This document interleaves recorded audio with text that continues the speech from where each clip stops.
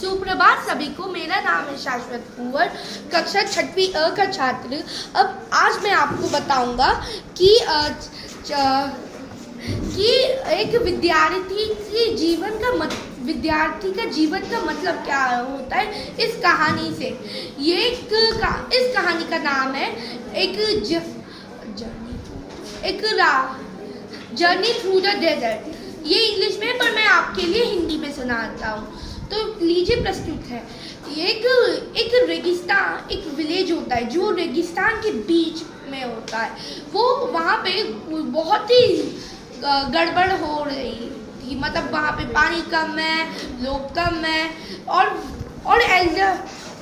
वो सब चाहते थे कि वो उस रेगिस्तान को पार करके एक नई जिंदगी जिए एक टाउन में।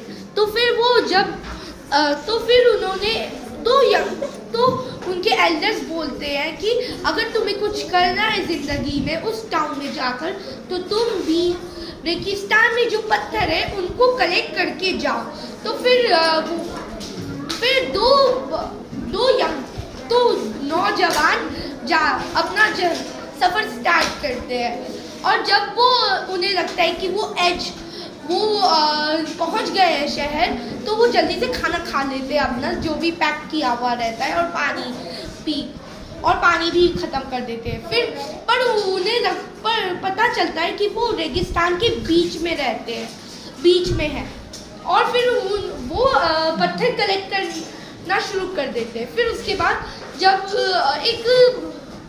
उन दोनों में से एक नौजवान उन पत्थरों का भार नहीं उठा पाता, तो वो अपने मतलब बैग को फेंक देता है। बोलता है कि आ जाओ, उस टाउन में कुछ नहीं है, हम अपने घर में ही खुश रहते हैं।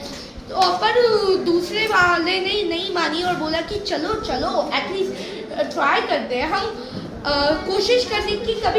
कोशिश करने वालों की कभी हार नहीं होती। पर फिर भी वो चला जाता है। दूसरा नौजवान फिर भी अपना रास्ता जारी रखता है। पर कभी कभी उसे लगता था कि उसका दूसरा दोस्त सही था, पर वो फिर भी नहीं हारने वालों में से नहीं था। वो चलता रहा, और जब पहुंचा तो उसे पता चला कि वो तो एक नॉर्मल टाउन है।